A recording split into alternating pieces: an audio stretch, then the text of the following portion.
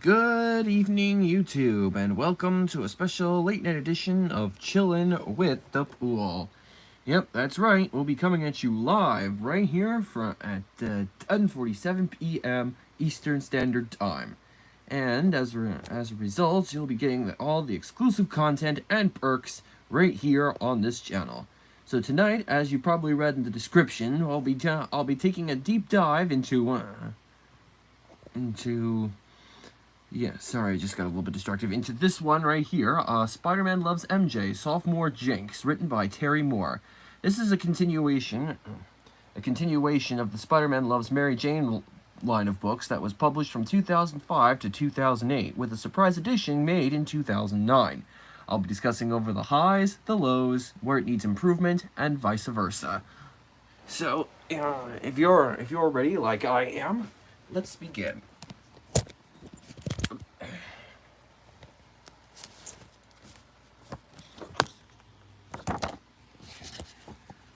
This is just a glimpse of page one or random pages or everything. So we'll be, as you can see, some of the art style has kind of differed from the artwork of 2005, where it was kind of like something like this, and kind of ends up deviating a little bit to something like this. You can tell by the shading, the color palettes, the hairstyles, and all that. Sorry, I'm gonna be flipping around. I'm not really going in any specific order. I'll just be, just jumping around from different pages.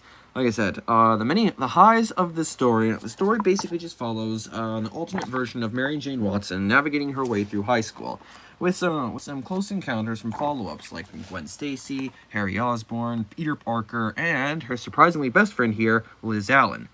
Who this version surprisingly looks a lot like Mayday Parker from the MC2 reality, just not having to notice it and everything.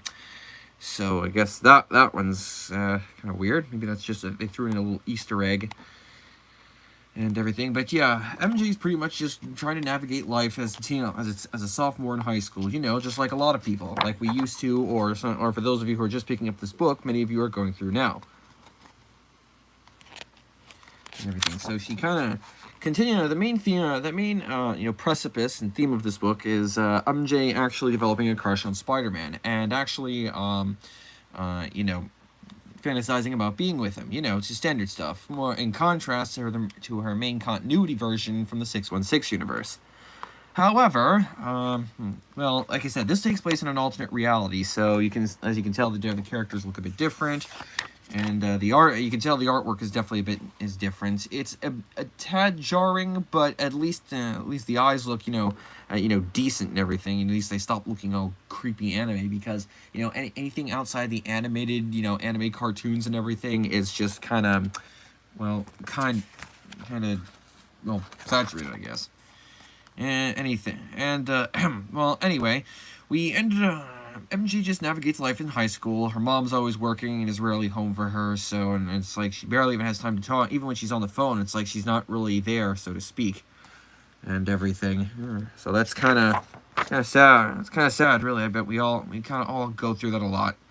I mean, parents are always working and they don't have time, or even when they do, they're not really there, so to speak. So yeah. But even in contrast to MJ's own personal belief, someone is looking out for her. And as you can see in this panel, Spider-Man is always looking out for MJ.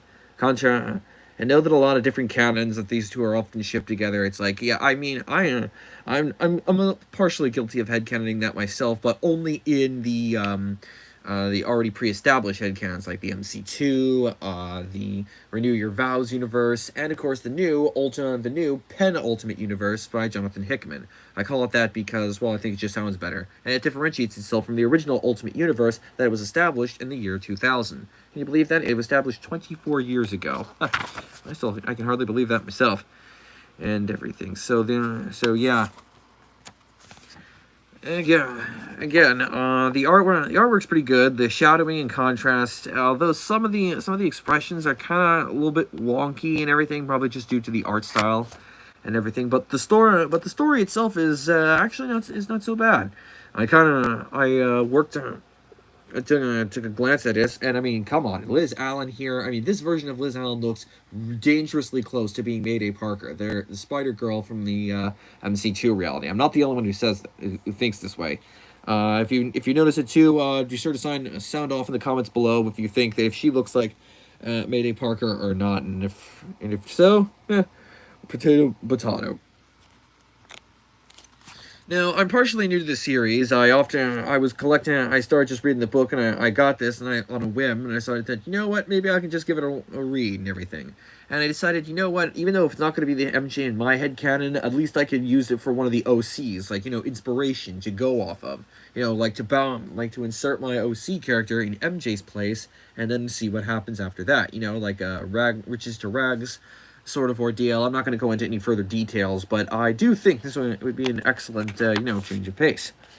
Anyway, MJ has in this universe, MJ has gotten a job at a hair salon, and everything. So it's her first time, and as we've all been through in retail, there's always a few set of customers with a bit of pretension, pompousness, and entitlement, thinking they could get away with all their bad behavior because the customer is always right.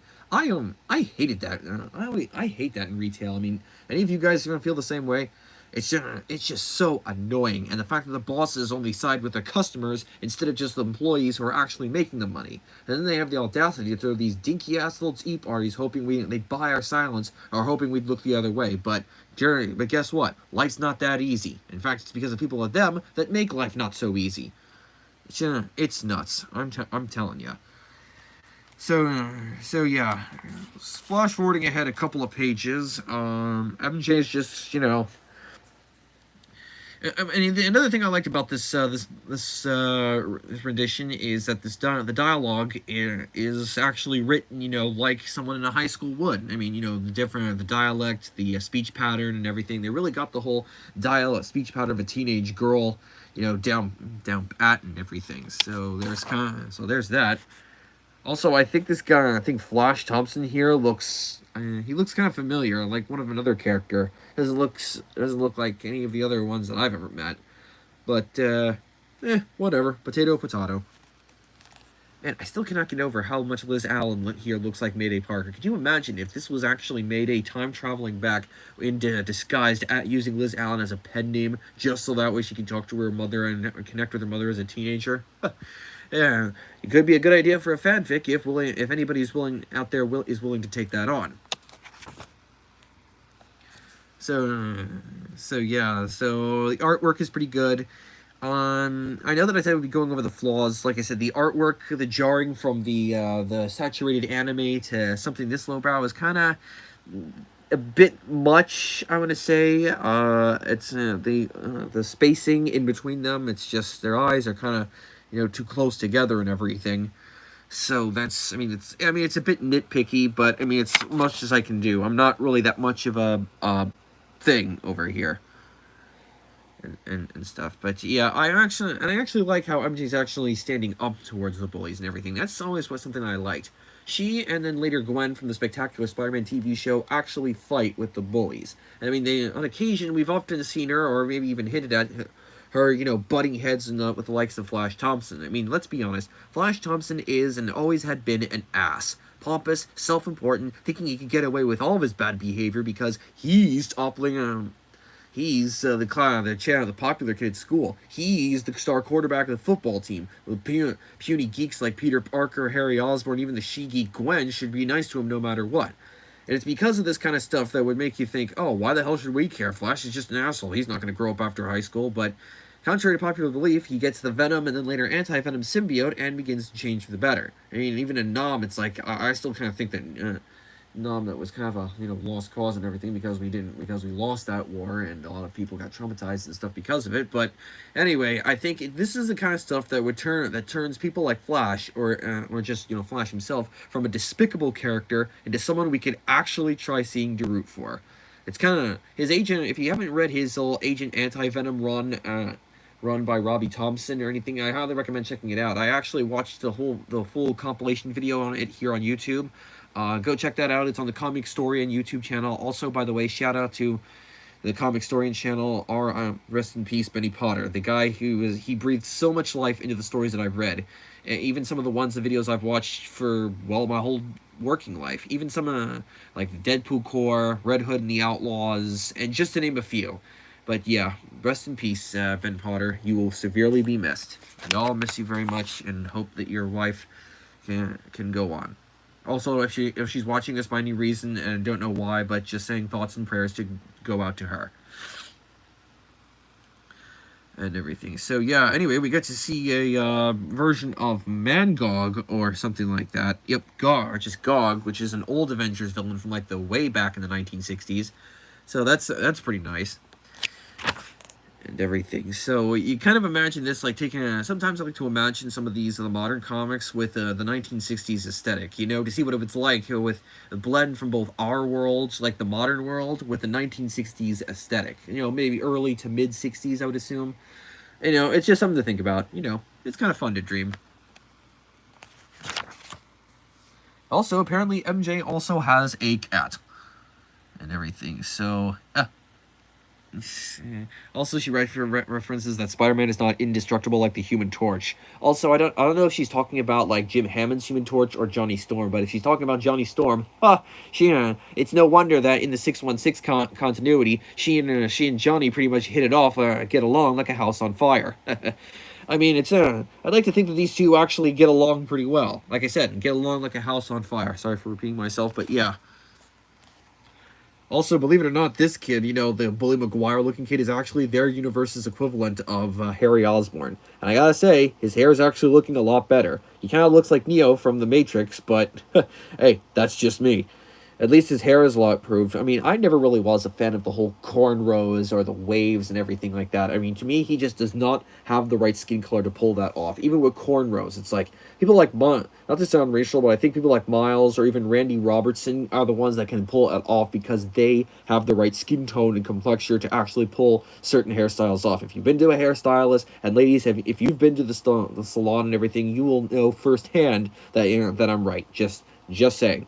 If you've ever looked at the old school comics, it looks just like Norman Osborn. Believe me, that version of Harry looks like Ichabod Crane and Howdy Doody had a love child that got together and had a love child. That's just what the old Harry looks like. So to me, any hairstyle on Harry is a hell of a lot better than what the 616 did back in the 1960s. Just saying. You can at me if you want, but I stand by my convictions. That's the first thing you gotta know about me when subscribing to my channel. I stick with my principles, and I don't mind being wrong, just as long as I get to correct my mistakes. So yeah, it basically just there's also been this weird headcanon thing going on in the on Tumblr that is shipping MJ with Gwen Stacy, and to be honest, I kind of do it too. I mean, imagine it with being back in the 60s and just these two girls hooking up. I know because they're just best friends and everything, and it's like, you know, queer-coded and everything, but you know what? I actually do see it. I mean, a hot blonde chick and a even hotter redhead. I mean, come on. You gotta at least read between the lines on that end. There's even a few fan fictions on Archive of Our Own that do this. And if you don't believe me, click online and you can see for yourself. And everything. So there's that and stuff like that. Yeah, so there's you got Peter Parker, who's still wearing the glasses. I mean, the illustrations and the proportions of this are just so wonky and everything. I mean, look at the side, look at his glasses, and look at his eyes. I mean, it's so small and everything. You can tell the artists were kind of slipping here and everything. I mean, the hairstyle is pretty much off over here, and look at the eyes and stuff. It's just, they are not that small. Believe me, they are not that small at all. Also, there's this one that also apparently there's this other subplot where MJ has a website that's being made fun of her, called the Diva Dork of Midtown High. Yeah, how I keep my 12 toes a secret. Okay, you can definitely tell that this had a high schooler's mind in it, because nowadays, I mean, I know there is such a thing as internet trolling, don't get me wrong, but this is just high school pettiness at its finest. And stuff. So you got Gwen Stacy over here, and of course you got the gym teacher, who is surprisingly everything. So Yeah, but basically, it's just MJ's just going through a lot. Every girl, even everyone. This also applies to guys too. In fact, everybody is going through or has gone through this at some point in their lives. It's just she feels just so lonely. I mean, you can tell that she really just wants a friend. It's like she's not. This actually puts seeing her like this actually puts MJ in a position of true sympathy, and it kind of dives a little deeper as to why she was acting like such a airheaded party girl all the time. She was just lonely and just desperate to make friends. She thinks that she doesn't have her normalcy or anything else to be like that. It's often, oftentimes in my fan fiction, there's often these girls that start out as just sad, timid, quiet, and soft spoken. But then as time goes on, they grow and more, develop a spine. You become more outgoing and everything. And then when they look at other fellow introverted girls, instead of having a sense of sympathy or just anything kind of at all, they kind of pick on them because they see their they see their old self, their worst self in their mind, and they just they pick on them. I mean, it's not like the person that they're picking on isn't any better, but it's just puts at least this one right here just puts MJ in an actual position of true sympathy. It's just you can tell it's like he's heard it all, done it all before, and it's just yeah. And of course you just see the friends hanging out at Midtown, hanging out at the diner, just at the it's not the Coffee Bean Gang like we're used to, but hey, it's a modern take on it. What are you gonna do? Of course, this also kind of puts Harry Osborn in a more negative light and everything. So I've never really been a fan of Harry being the bad guy, so to speak. I mean, he's a victim of his dad's neglect and even his dad's dark side. So it's no one should have to go through this. Not even rich kids.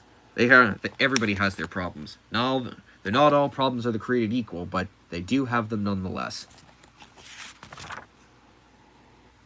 Of course, we find this is the chick. By the way, this is the chick that had created the website and everything, all because she thinks that MJ is actually the outgoing party girl. Yeah, some people and their misguided stories. It is just so unbelievably naive. I mean, I guess why maybe I guess, but in a way she's had trouble at home. You can tell that she too has a lot going for her, and she just decides. And remember what I said about those girls picking on girls other girls that are like mere reflections of who they used to be. Yeah, well, this is technically one of them. Doesn't a rivalry doesn't really spawn from this. It's just it's just a small glimpse of what a rivalry could stem from if they had chosen to go with it. They didn't, but it's just a preview. So as you can tell here that the girl really has nothing much going for her. She's you can definitely tell from her tone and the way it's written that she really is sorry and everything. Now, if she was really like bullying like Flash or anything, then I'd say yeah, screw her. Just let her fall on the sword. Let her get in trouble. Serves her right. But you can tell with someone like this, it's kind of a morally gray area and everything. More just on her part. It's like life's not really that not easy to figure out, but it takes a lot of common sense and just patience. That's all there really is to it. MJ has her cat, and of course the whole book basically ends with Peter just coming to visit MJ on her front porch, just having a nice slice of sharing a pizza and just catching up like real friends and everything. It's kind of these moments that actually I can understand now why that people have been shipping Peter and MJ for a while. I don't in my head canon. I ship him with someone else, but for already established canons that do the relationship right, this is definitely one of them. And as a result, and now we've reached the end of the book.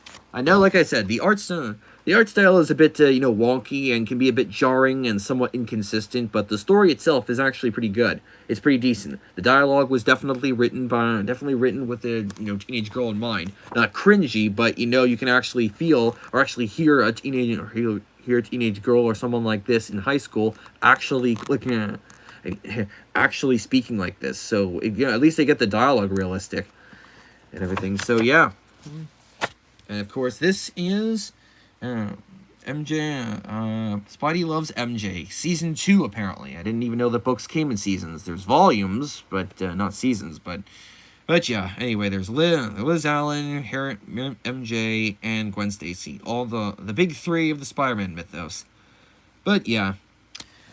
So, there we have it. MJ Loves Spider-Man Sophomore Jinx. Available now at your local comic book store or on any of your online book retailers, i.e. Amazon. They really got really good prices.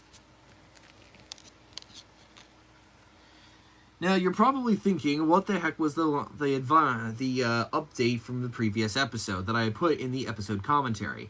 Well, I have got something, I've got a shout out for all the DC fans out there. I'm going to actually turn my attention from Marvel to DC now. Crisis on Infinite Earths Part 3, Tomorrowverse Edition, is streaming live on HBO Max tomorrow. I, personally, cannot wait to see it. I'm hoping to get this on Blu-ray somewhat next week or anything, but I'm just so excited because this is a once-in-a-lifetime opportunity.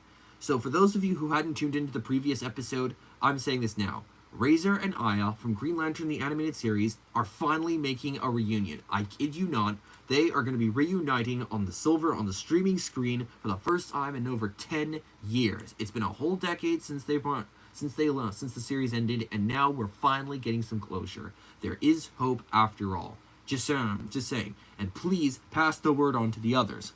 Oh, look, we got a comment and everything. Everything's so... Yep. So now we have... So sorry, I was just paying attention to the comment. Anyway, so please pass this message on to the others. I've already got it on my Tumblr under my Raise Aya blog. So please pass the message on to the others. And I kid you not, this is the guaranteed, gold-plated, 99.9 to 100% truth that I tell you now. And like the gospel in church, I affirm this is a sacred text. And or this is message from the creators. It's even written by Jim Krieg, the guy who worked on Green Lantern the Animated Series, so you definitely know that the odds are definitely in our favor. So, the sun, all I'm going to say is, the sun is going to shine on us again, on us Ray Zions as a whole. Alright, now that since it's getting late, I'm going to end this live stream by saying, don't forget to like and subscribe to my YouTube channel. I'm almost at the 1,000, I'm almost going to be at 1,000 subscribers, and if I can figure out a way to get that gold YouTube play button somehow, maybe if I can qualify or something like that. But anyway, I'm almost reaching 1,000 subscribers or so don't forget to hit the like, notification, and ring the notifications bell for more updates on content from this channel. Until next time, this is your friendly neighborhood bull guy, excuse me, too much to drink, saying chicka chicka.